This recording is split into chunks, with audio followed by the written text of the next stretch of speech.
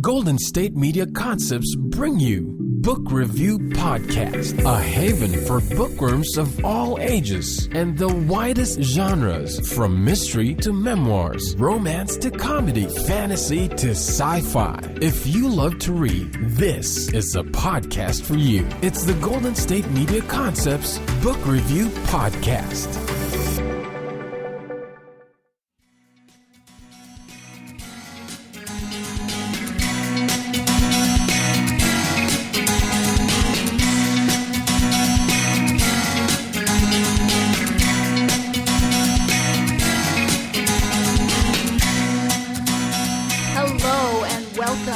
GSMC Book Review Podcast, brought to you by the GSMC Podcast Network. I am your host, Sarah, and I am happy to be with you to have another author interview to talk about another book.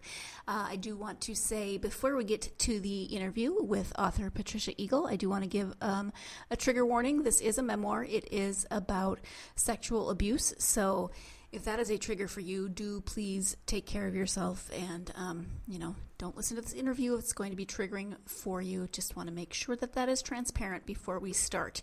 So as I said, the author is Patricia Eagle, and this is her memoir. It's called Being Mean, a memoir of sexual abuse and survival. Patricia is 13 when her sexual relationship with her father, a relationship that began when she was 4 years old, ends. As a young woman, she dreams of love, but shame, depression, and the confusion of suppressed memories send her careening through life. As a grown woman, she finds strength to see what was unseeable, and finally speaks the unspeakable to help herself and others. That's the description of the book, and it really doesn't do the book justice in its scope. At times, I found the story difficult to read. I mean, obviously, it's kind of horrible to read about this sexual relationship, this sexual abuse that was happening for such a young child, and that's always difficult. And then the consequences of those early years and how it affected Patricia's life. I just wanted to reach through the pages so many times and hug that young woman who came out of that situation. But at the same time, even though there were times when it was difficult to read, it's also this beautiful story of survival and resilience and hope.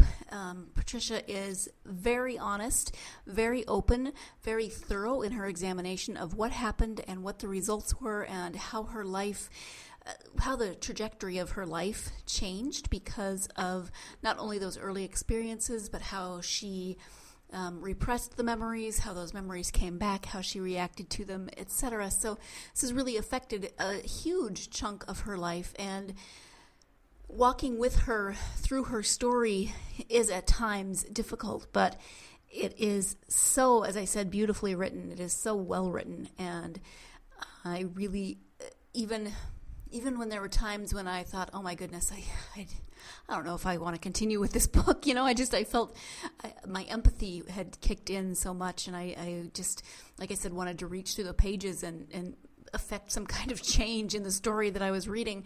But even then, I still wanted to read and find out how Patricia was going to come out of this situation, because obviously she's writing a memoir, and obviously when you read the back, you can see that she's writing this to not only help herself but to help others. And so that really kept me going through the book to find out where she found those moments of light and joy and hope, and how she learned to deal with everything that had happened in her life. So let's go ahead now and turn to the interview with Patricia so that she can tell you her story.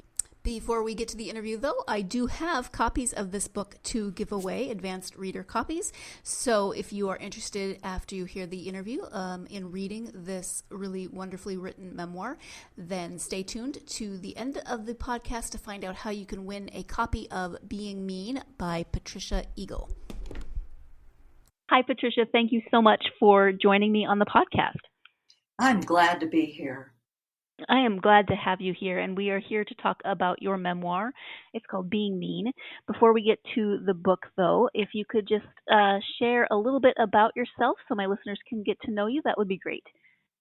All right, I'm willing to do that.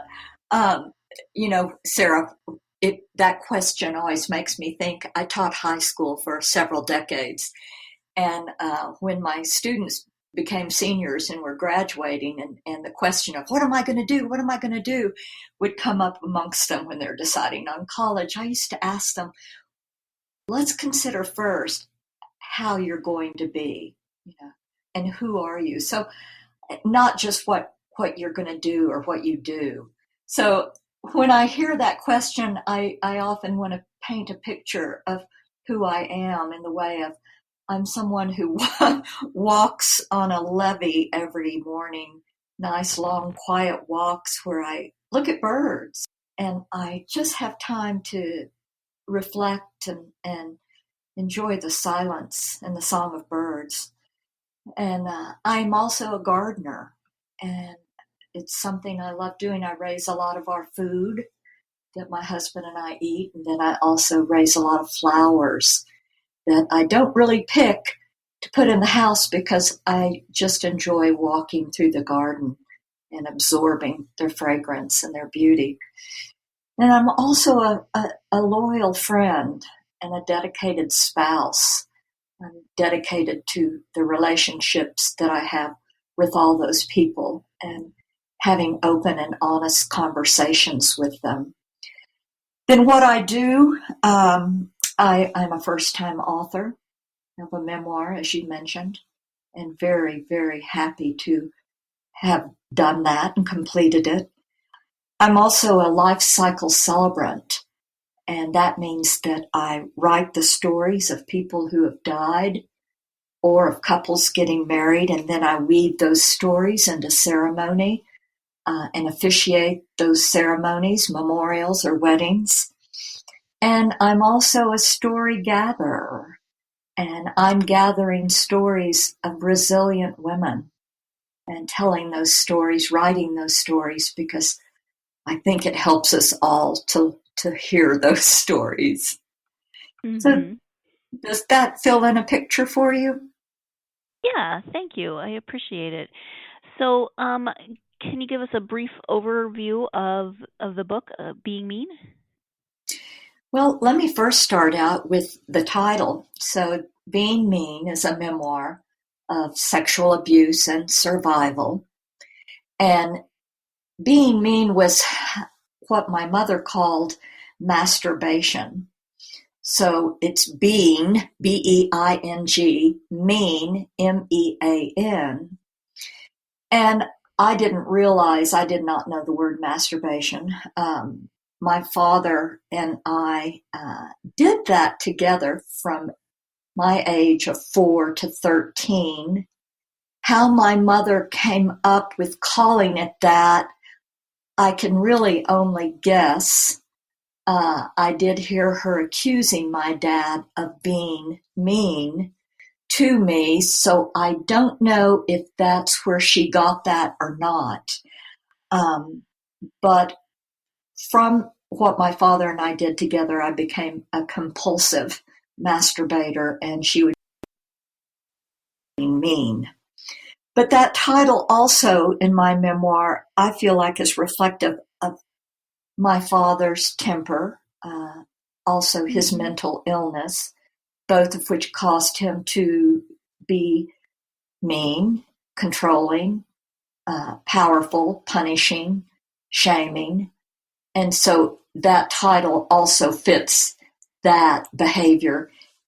And then a third way that I feel like that title is so appropriate for my book, and my publisher chose the title, not me, and I wasn't sure about it right at first, but I've come to realize how reflective it is of my story.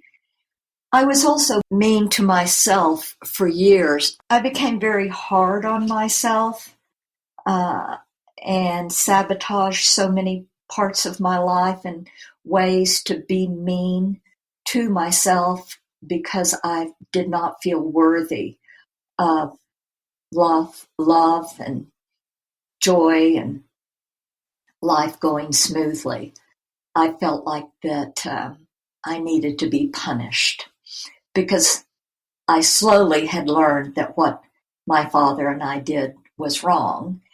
And then as I suppressed my memories, I could feel a heaviness inside of me, even though I didn't know, I couldn't connect the dots any longer, but I knew how to be mean to myself, to be shaming of myself. So that's much of what my book's about, Sarah. It's an accumulation of 67 stories, I believe it is, that I did not write chronologically, but they are stories that illustrate not just the abuse, but they're also stories that I hope, and from what I hear from people, illustrate the victory of human spirit over those challenges that life can throw at it, certainly that life threw at me. Right. And you write with just such honesty and openness about your experiences.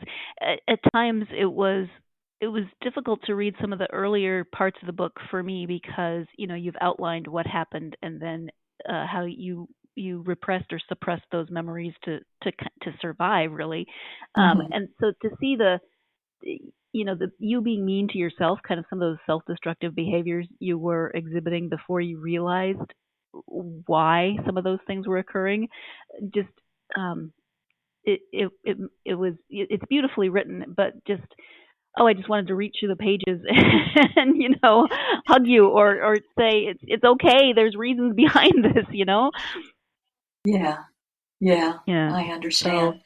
I appreciate you bringing up how there are details in my book, and I feel very strongly about including those details because it was helpful for my own recovery. But I very much, my other intention for writing my book was that it would help others recognize how they could help people, like you mentioned, that might have suffered sexual abuse themselves, or those people that are victims or survivors, and how they might recognize their own trauma through hearing those details. I also feel strongly about that because I've learned through reading and listening to films and documentaries that have been made around sexual abuse that there is a lot of pushback from people about talking about the details. I believe if we don't talk about the details, then people don't really grasp how harmful this is. I mean, it's such a pervasive problem that's been going on for centuries across the world, and we receive such support for being complicit and being silent, not talking about it. Just move on. We don't really need to hear about that. I mean, there are people that received, if we want to speak to Christine Blasey Ford, who received death threats for including her story in the confirmation hearings for a Supreme Court justice. Or if we talk about the two men that were in the documentary Leaving Neverland, who spoke up about their sexual abuse for a big pop star, Michael Jackson, and they still, all of them, even Blasey Ford, are still receiving death threats for speaking up and telling their story. I know hashtag Me Too is a popular movement, but it's not hard to find stories amidst the ones that women and men are telling about sexual abuse or harassment. It's not hard to find the stories about the threats and the harassment that they receive for speaking up and telling their stories. It's time to do that and not to shame people for doing that. Yeah. So is that part of what inspired you to write a memoir about your experiences, or how did that process go? I don't know if you're to the place where my husband and I made the decision to actually go and live with my parents who were needing care in their elder years. And one of the reasons that we chose to do that was that I felt like it would be a really fertile ground, as it was, to forage my story and to have things come up so that I could finally write my story. First of all, I wanted to write it for myself and my own recovery and healing. And oh my goodness, it did do that. And a lot more. And then second of all, this was before #MeToo, way before it. I started my book in 2010. And I also cared about, well, how could this help other people? Because I had been speaking about my memories since I was 38. And at the time I began writing the book, I was 58.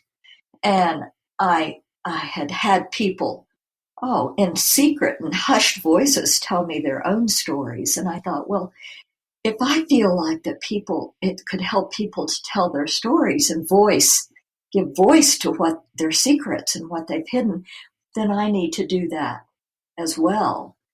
So I started, but it was so challenging and so difficult. Both the experience of living with my parents as well as writing my story, that I did put my story aside until 2017. Mm-hmm. And at that point, I had attended to my parents' care and their deaths and a move that my husband and I made. And also I had to attend to becoming grounded and feeling my own mental health improve after that experience. Mm-hmm. And then I picked the book back up. And coincidentally, I finished writing it. I picked it up in January of 2017.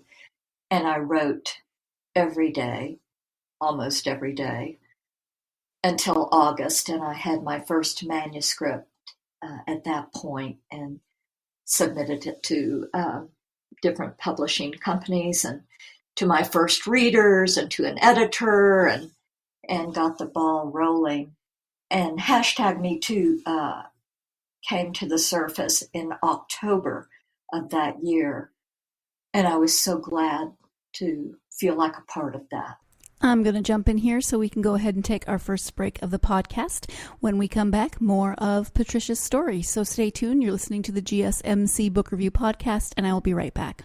On this first break, I want to talk to you about Care Of, the vitamin delivery service that sends you a personalized selection of vitamins and supplements directly to your door. It's wonderful. You don't even have to leave your house. You don't have to go wander the vitamin aisle trying to figure out what supplements and vitamins might be best for you. You simply go to their website, takecareof.com, do a quick 5-minute questionnaire survey, and they will put together a personalized package of vitamins that you can then add to and customize specifically to your own vitamin needs. It is wonderful. I got this wonderful box in the mail. Everything had my name on it. It was all customized to what I indicated were my health goals, and I really loved the service when I tried it. So if you're interested in trying this, just go to takecareof.com and enter the promo code book review. You'll receive 20% off of your first order. Again, that is takecareof.com and enter the promo code book review.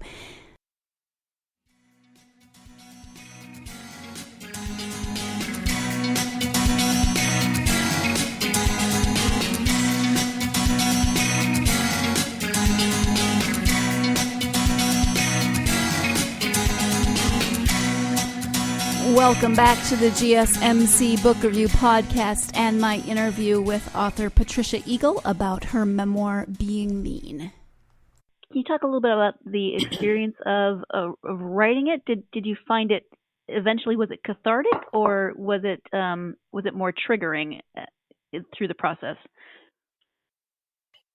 Sarah, it was both. It was both. I would say that it was mostly cathartic. It was freeing. I freed my voice. I wasn't hiding anymore. I released the shame. I often say at readings that how good it feels to be open about who I've been, who I am now, and who I'm becoming. And since you've read most of my book, you know, I literally don't have any secrets anymore. I mean, Right.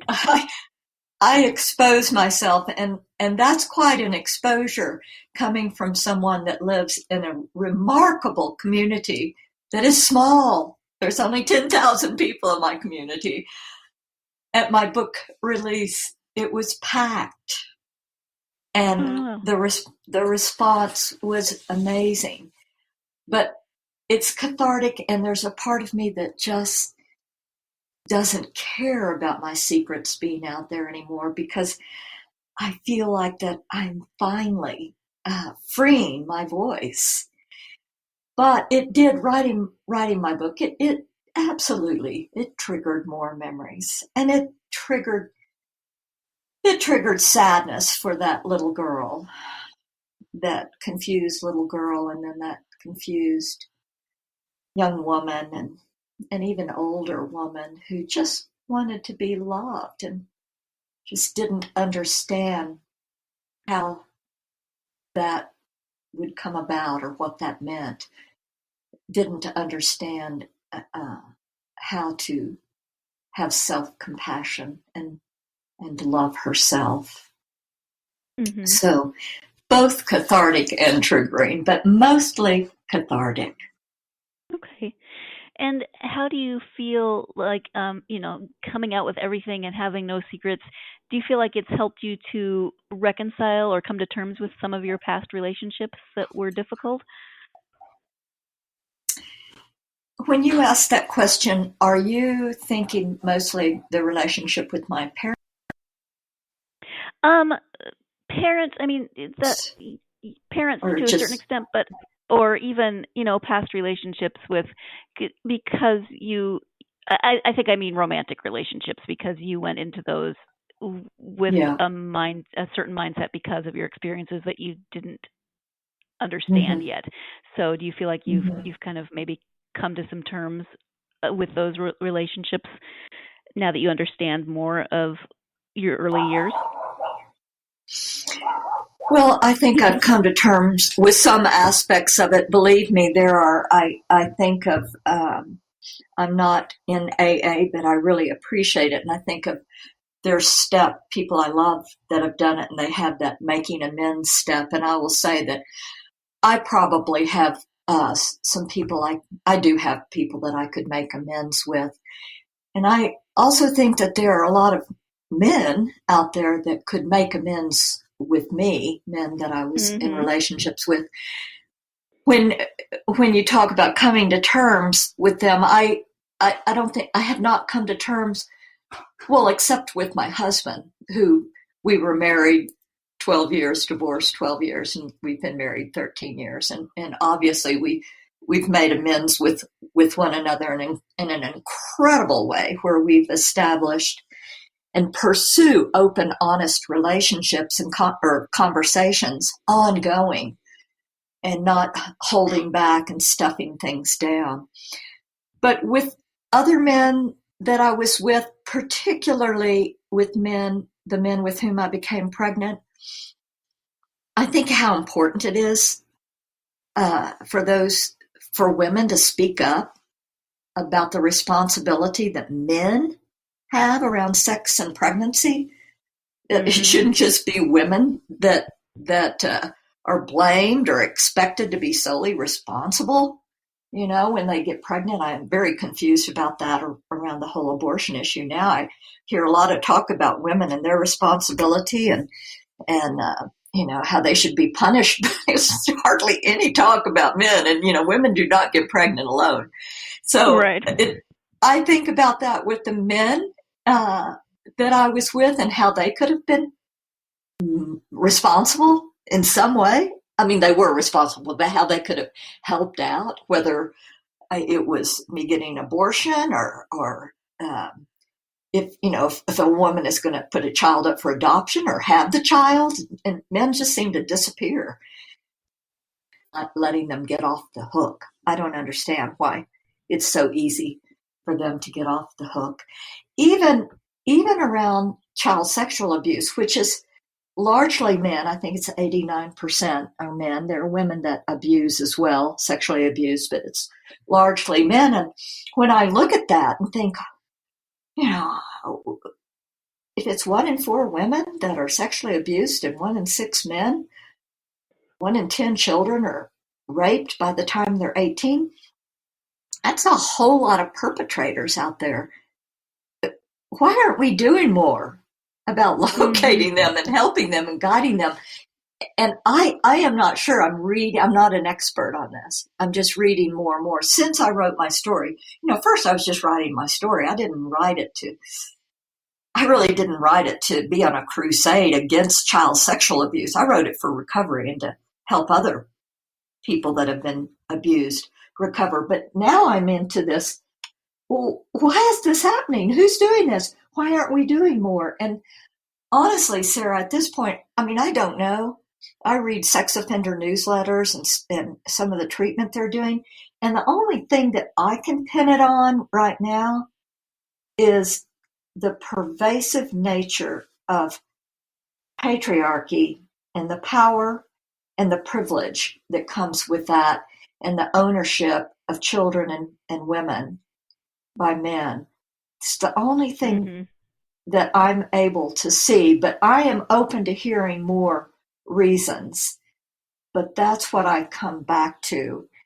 And so when you ask me about how my memoir has helped me to come to terms with past relationships, that's where I come back to, especially with those romantic relationships, at least with men, because as you saw in my book, I also had relationships with women, and I identify as a bisexual, although I'm in a monogamous relationship with a man now.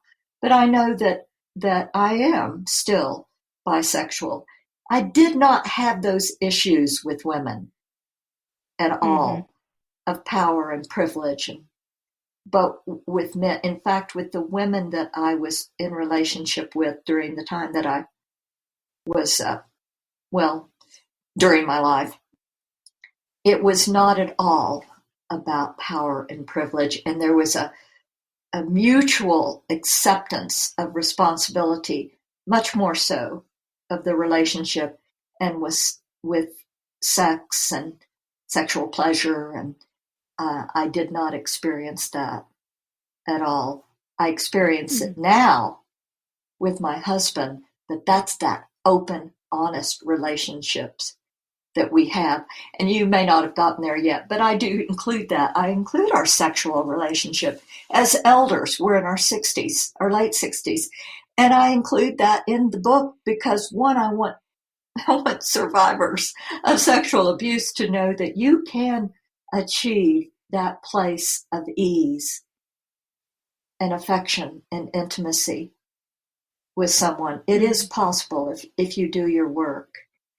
And also, what it takes is having open, honest conversations about love, about what gives each of us pleasure.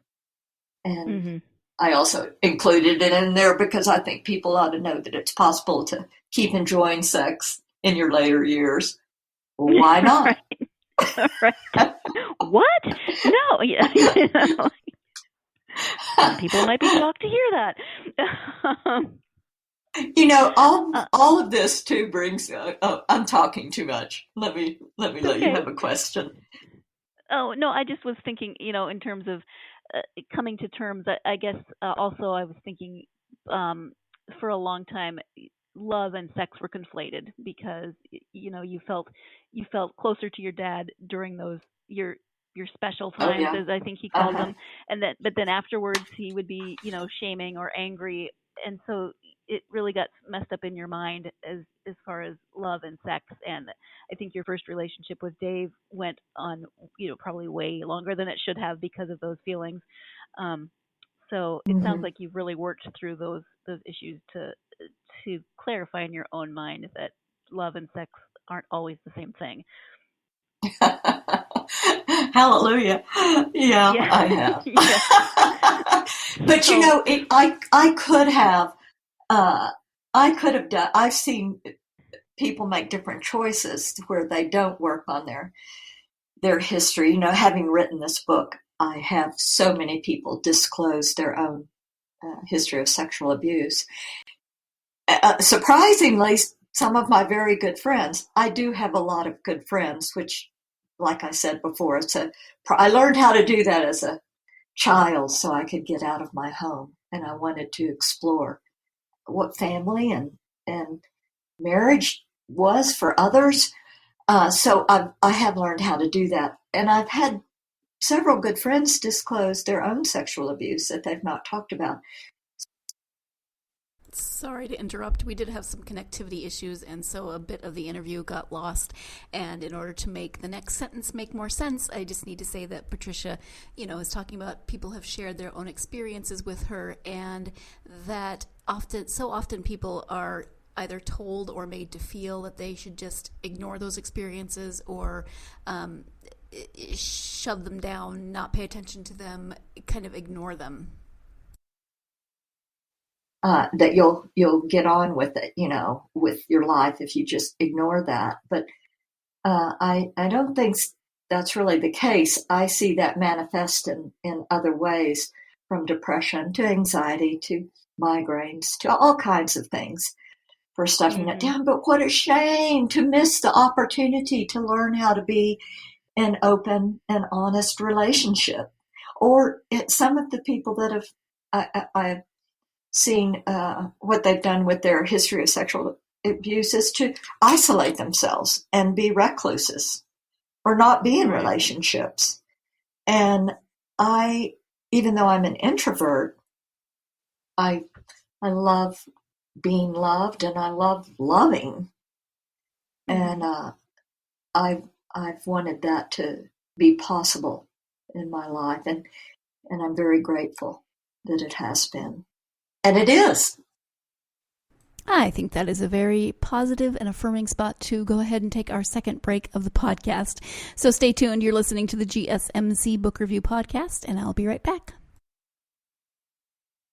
Tired of searching the vast jungle of podcasts? Now listen close and hear this out. There's a podcast network that covers just about everything that you've been searching. Hey! The Golden State Media Concepts Podcast Network is here. Nothing less than a podcast bliss with endless hours of podcast coverage. From news, sports, music, fashion, cooking, entertainment, fantasy, football, and so much more. So stop lurking around and go straight out to the Golden State Media Concepts Podcast Network. Guaranteed to fill that podcast itch. Whatever it may be, visit us at www.gsmcpodcast.com. Follow us on Facebook and Twitter, and download us on iTunes, SoundCloud, and Google Play.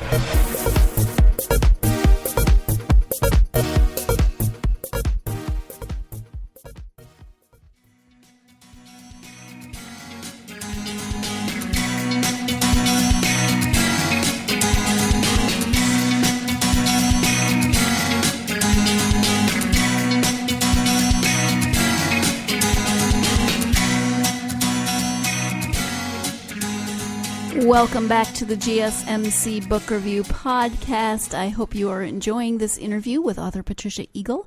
I know I had a great time speaking with her, so let's go ahead and get back to that interview. So when people hear your story and maybe it inspires them to tell you their story, what do you say in those situations? Do you I'm not sure. Let me think of how I'm trying to phrase this question. Do you try to tell them the things that you wish people had been able to say to you? Well, what I actually do most of the time, like at the beginning of a reading, when it's an in-person situation, I have begun letting people know that I handle my own story with a particular fragility, right now. I'm still learning to handle it and share it publicly. I mean, this is a big deal to be talking about all these aspects of my life with strangers. And I tell people that in that public setting that I'm really not in a place to hold their story as well. It's difficult for me to hear. I've had people approach me and go into great detail in their story, and there's often a line of people waiting to have their book signed. And my heart hurts so much when people tell me these stories that then I become very distracted and anguished.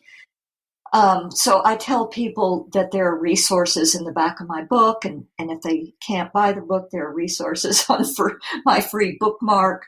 There are resources on my website, and I encourage people to seek help.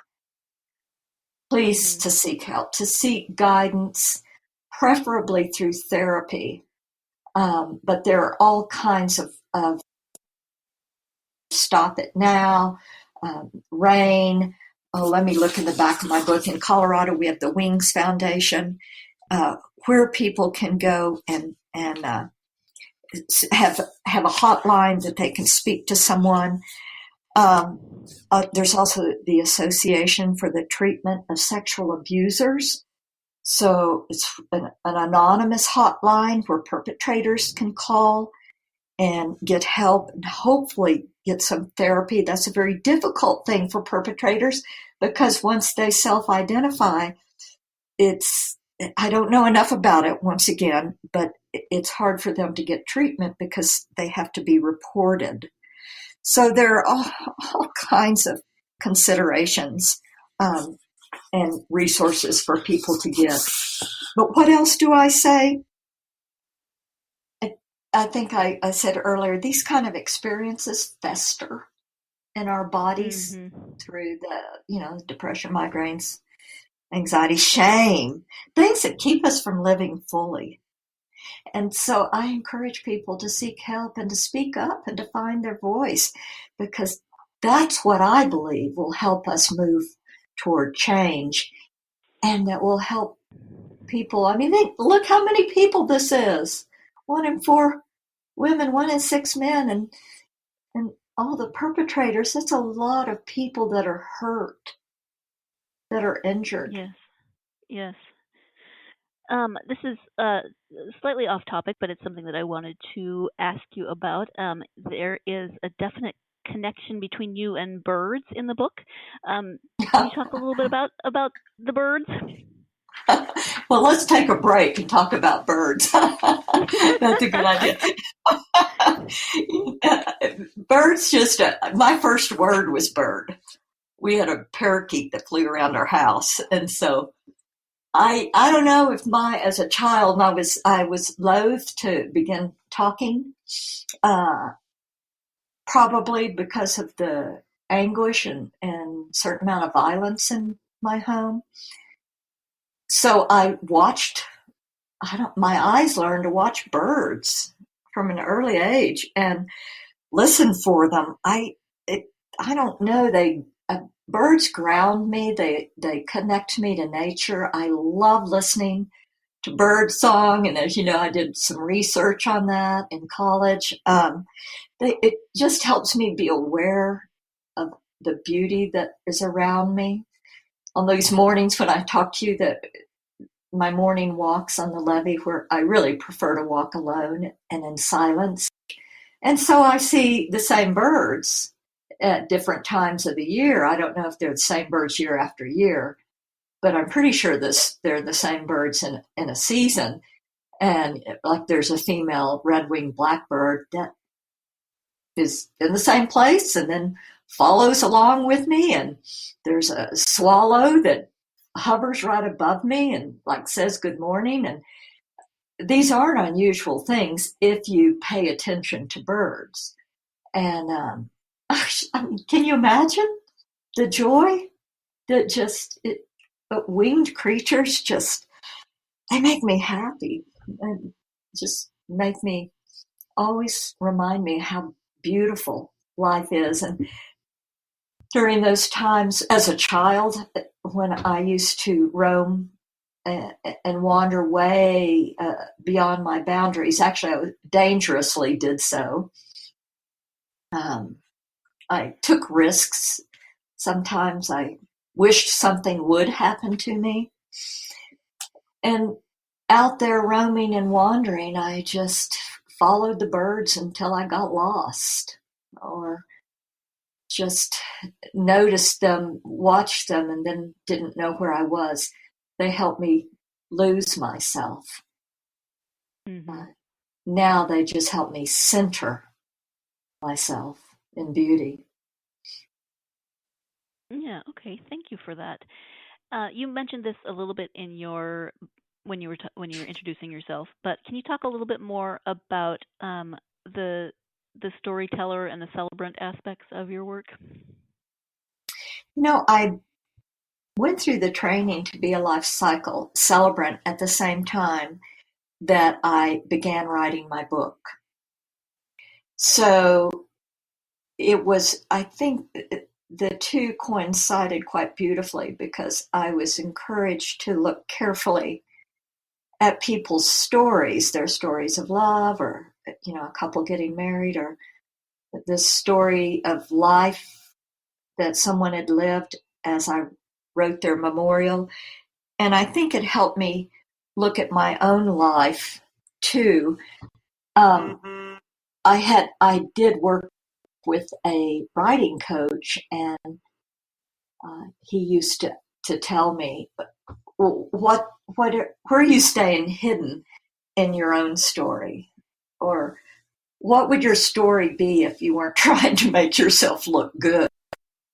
With my couples, because I found that they often went into the romantic version of their story, and I would use it in helping them determine their vows also.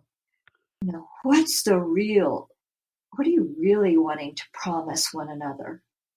What do you want to promise, and what do you want to be promised?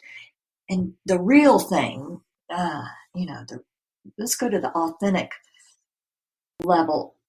And that really happens a lot when I work with people who are wanting a memorial, and we look at the life that someone lived, and not just all the glory of their life, or the polished version, but making them be real. Where did they struggle? What were their challenges? That makes us feel more attuned, I believe, to someone's story than just that glorified version of their life, that everybody loved her and she was just always had a smile on her face. And I think, really? How did she do that? Even my friends that haven't been sexually abused, they don't always have a smile on their face. We all have challenges.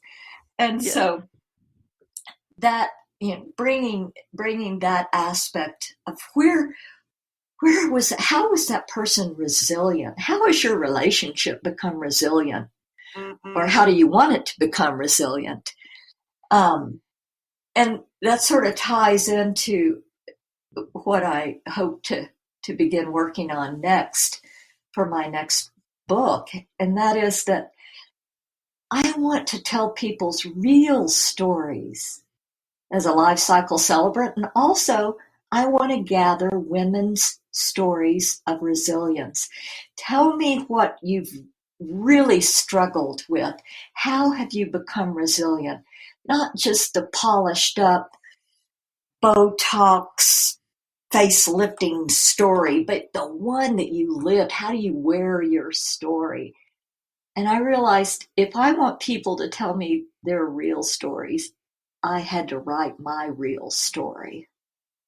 And my writing coach, my first stories, he would read them. I would send them to him, and we'd have our scheduled times, and he'd be like, okay. And I'm like, oh, you don't like that story? He goes, well, you look good, you sound good, but what would the story be like if you weren't trying to make yourself look good? Oh, it's just an interesting question to ask in this day and age with like social media and how we tend to only put, the best pictures of ourselves on social media, or we don't put the hard stuff out there. Mm-hmm. Yeah, that's so true. But I want our young women to really understand how we can become stronger and more empowered as women, or all people, men and women, how we can become more empowered by being honest about our pasts and our life stories. Certainly in a relationship, I don't think we have hope to survive in a relationship if we aren't honest with one another. And it's a constant flexing of that muscle, that honesty muscle. It's not a one-time thing. Okay, I told you my story, I'm done. Wouldn't that be nice? It's a constant. Yeah, I know. Where's the easy button? Oh, man. I've looked for it, believe me. I'm serious. I really do want that easy button. Not just whatever commercial that is. What is it, Staples? No, I want the real one, the one that you just pop, and then I think you'd have to use it sparingly. But, just sometimes, can we just make it easy? Let's instead take our final break of the podcast, and when we come back, we'll be talking more about the collection of women's stories of resilience. So stay tuned. You're listening to the GSMC Book Review Podcast, and I'll be right back. Want to find out what movies to go see? Then check out the GSMC Movie Podcast. It's your ticket to the latest movies, whether it's a new blockbuster event, romantic, comedy, or action flick. This show has got it all covered. They talk some what to go see now, don't bother, what's hot on Netflix, and everything in between. That's gsmcpodcast.com/movie-podcast. When it's all about the movies, it has to be this new show. Don't forget to like them on Facebook and follow them on Twitter. Visit gsmcpodcast.com for more info.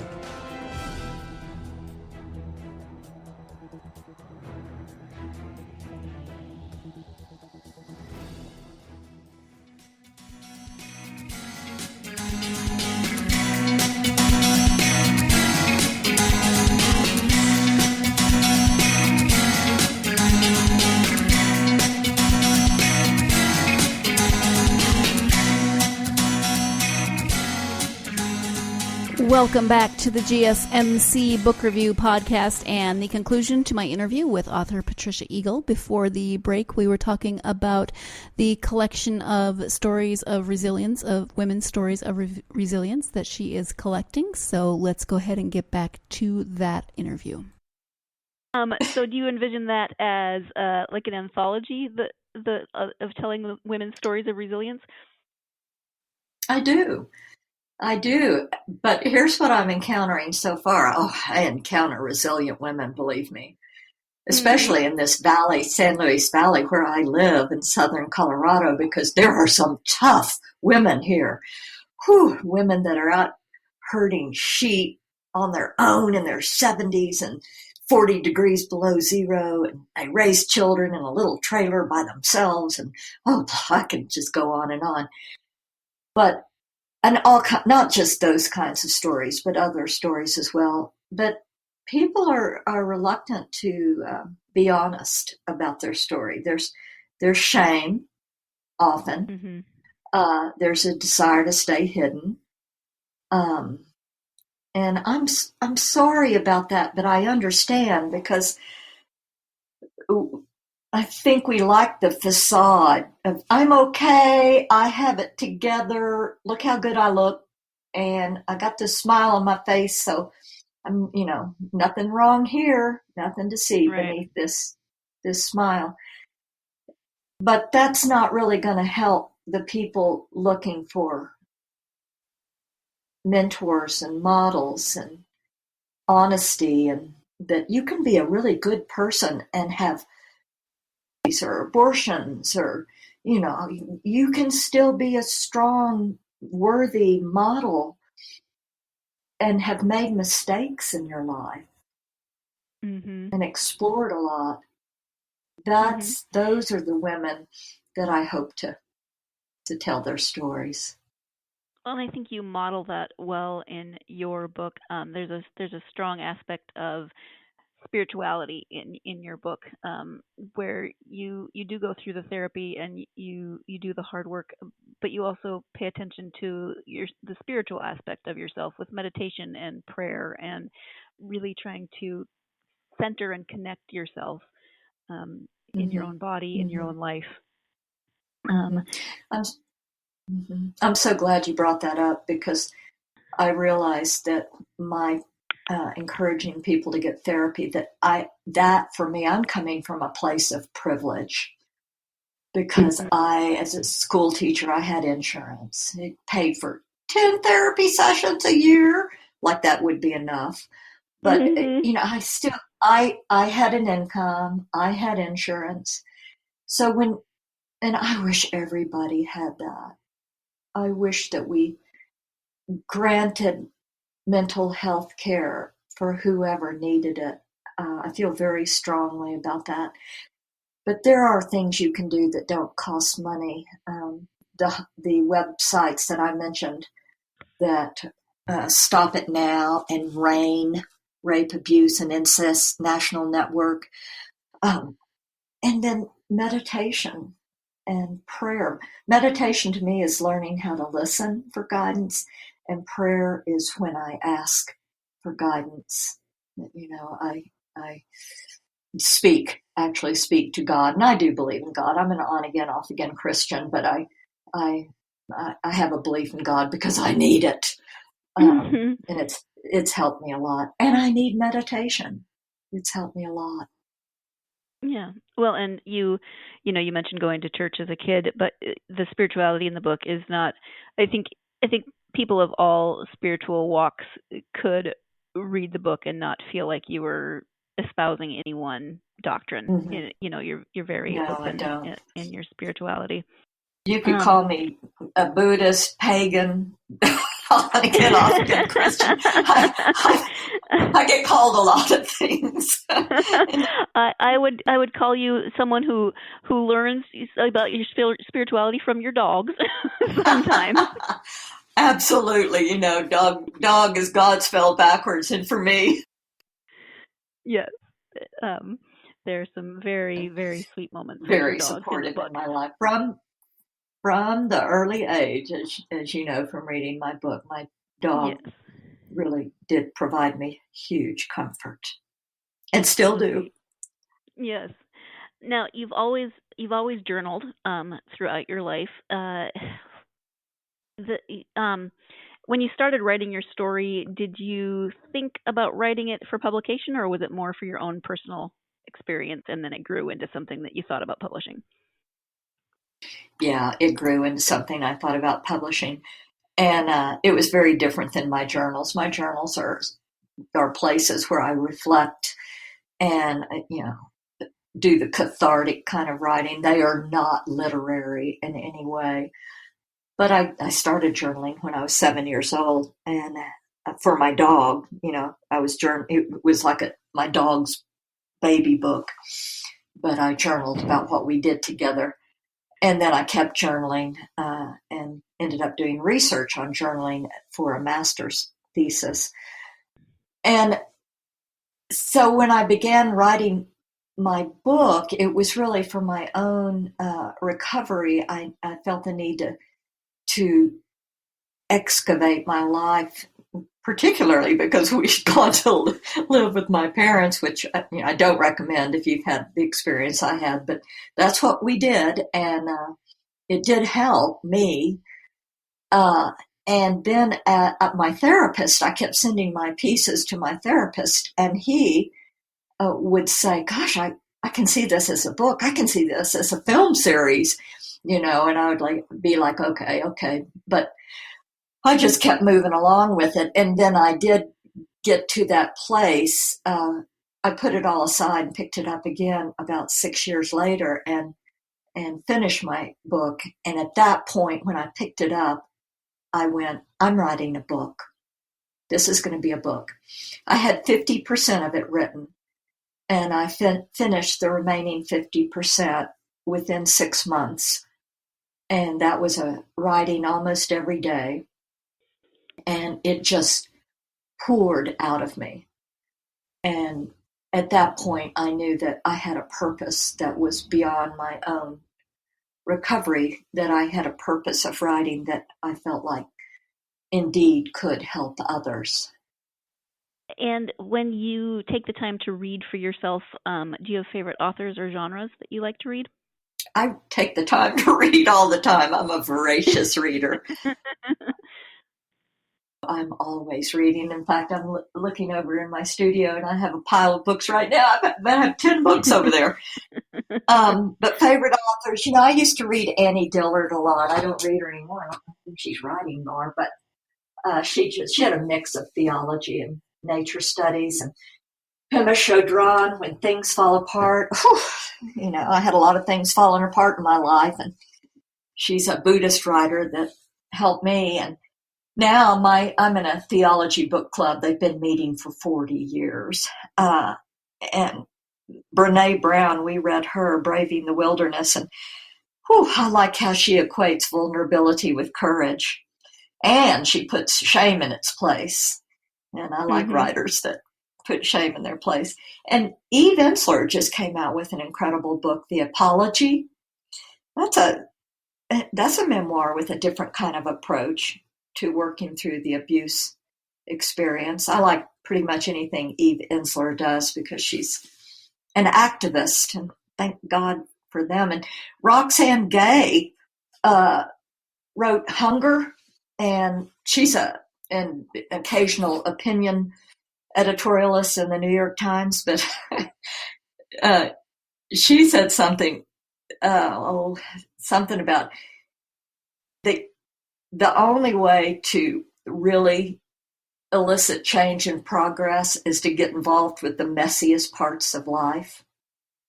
I read her, I think, while I was writing my memoir, and I got some encouragement for getting messy, getting in those messy parts of life. So anyone that I'm reading, I receive inspiration from, and if I don't, I put the book down, pick up another one. I'm reading right now.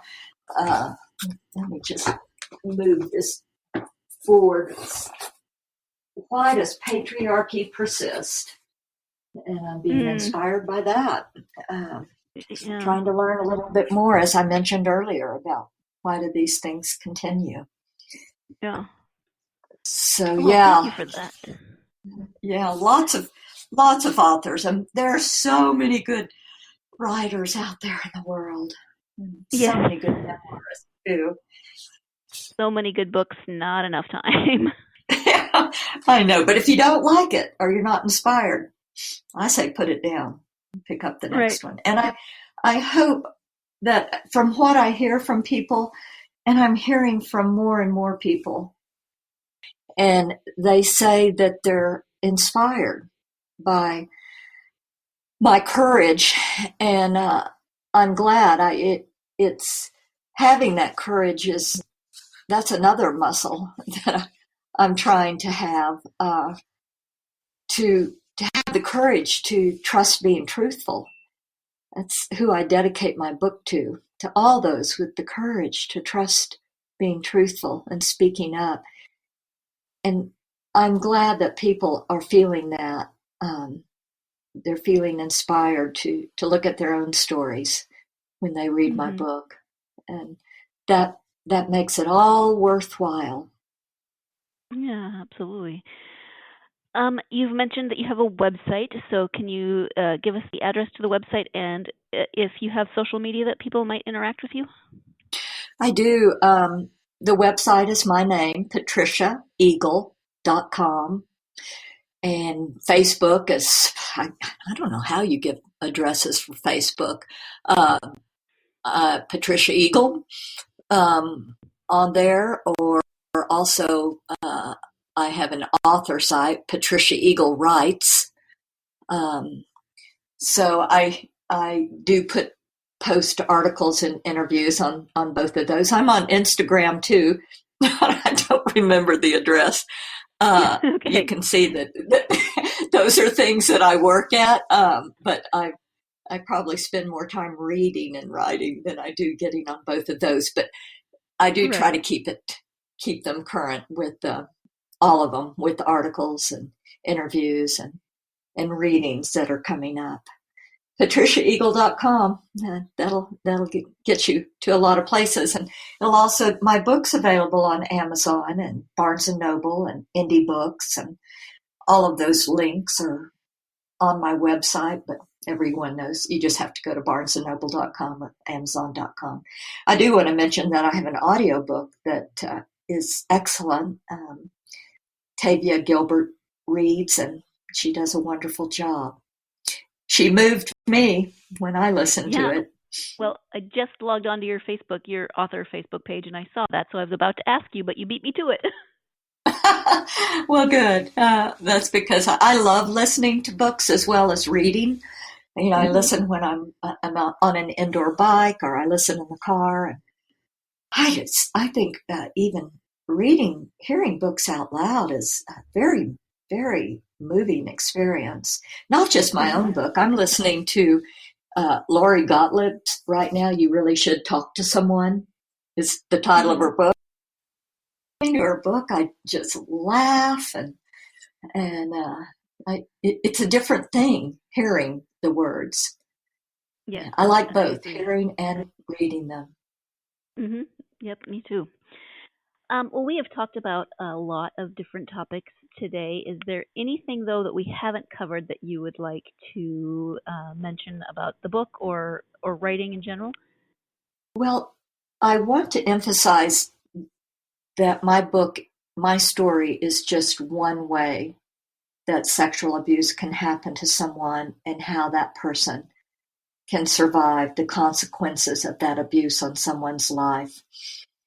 And that most of my story is about the survival and how I came to acknowledge that sexual abuse and to live with it and to live beyond it.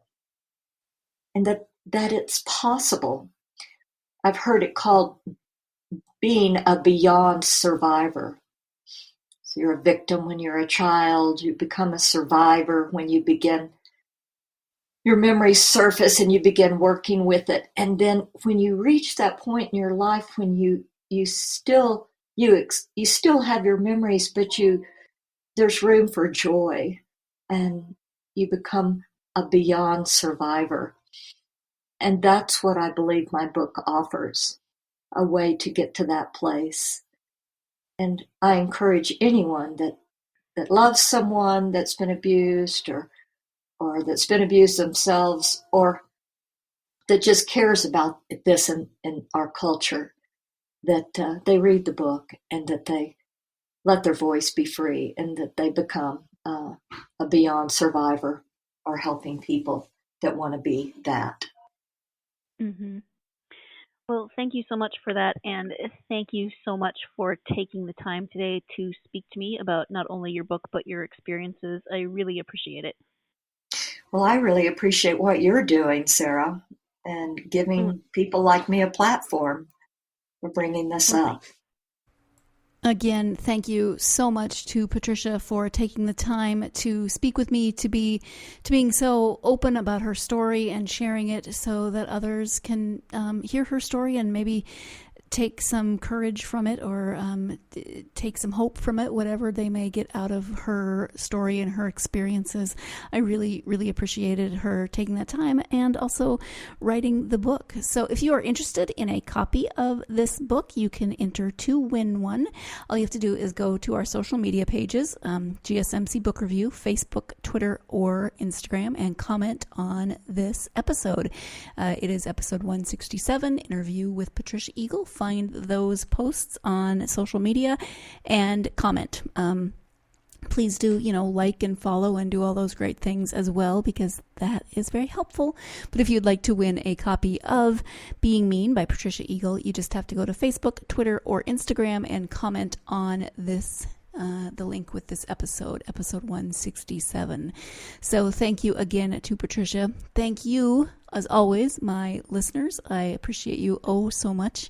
My fellow bookworms, I cannot tell you what a lovely club we belong to.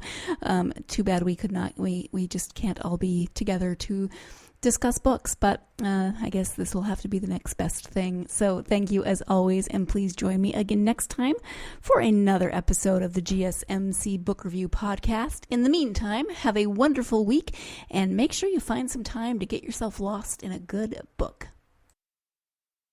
You've been listening to the Golden State Media Concepts Book Review Podcast, part of the Golden State Media Concepts Podcast Network. You can find this show and others like it at www.gsmcpodcast.com. Download our podcast on iTunes, Stitcher, SoundCloud, and Google Play. Just type in GSMC to find all the shows from the Golden State Media Concepts Podcast Network, from movies to music, from sports to entertainment, and even weird news. You can also follow us on Twitter and on Facebook.